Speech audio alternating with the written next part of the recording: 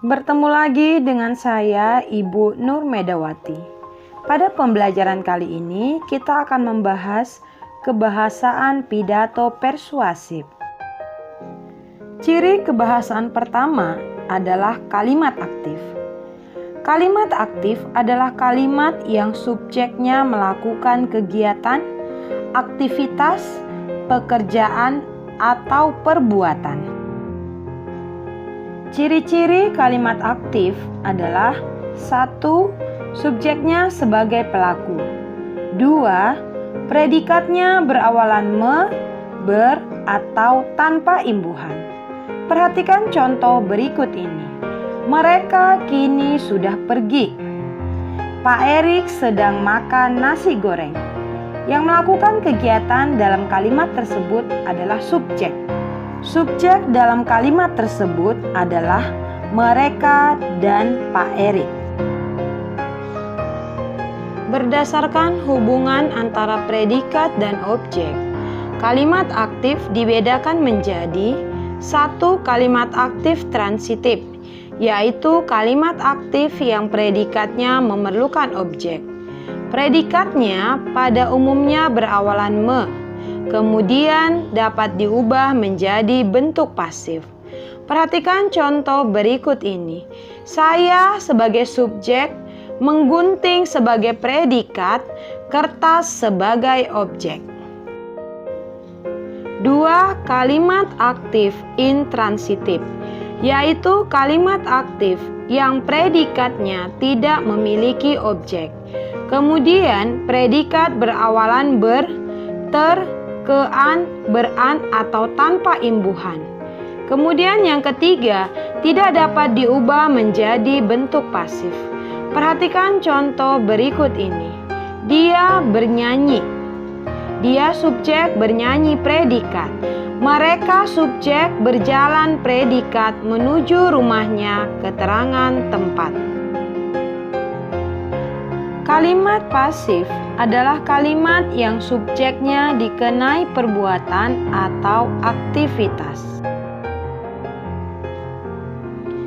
Ciri-ciri kalimat pasif adalah 1.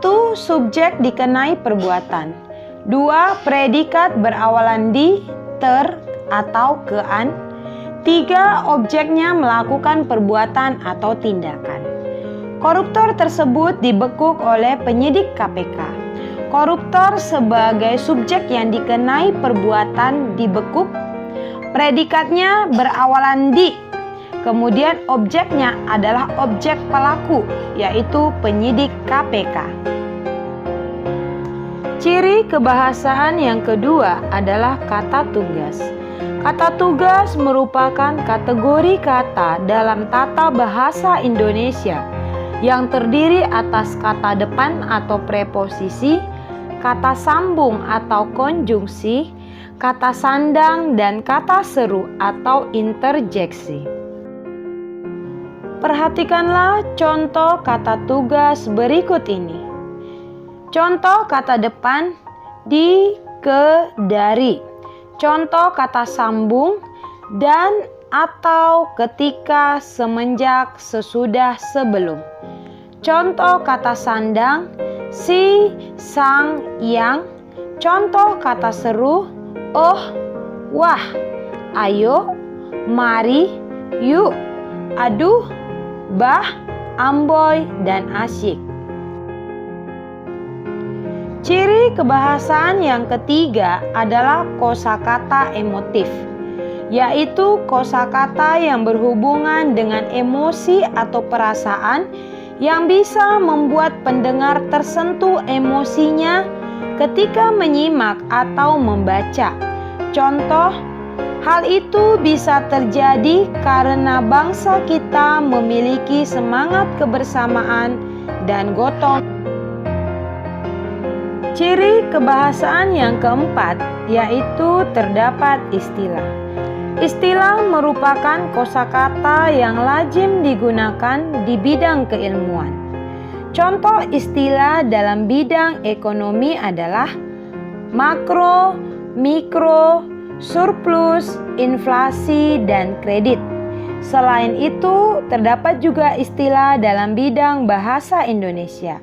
Contohnya ada prosa, puisi, dan drama. Ciri kebahasaan yang kelima yaitu terdapat sinonim. Sinonim merupakan persamaan atau padanan makna kata. Contoh, sikap egois dan individualistis tidak sesuai dengan kepribadian bangsa kita.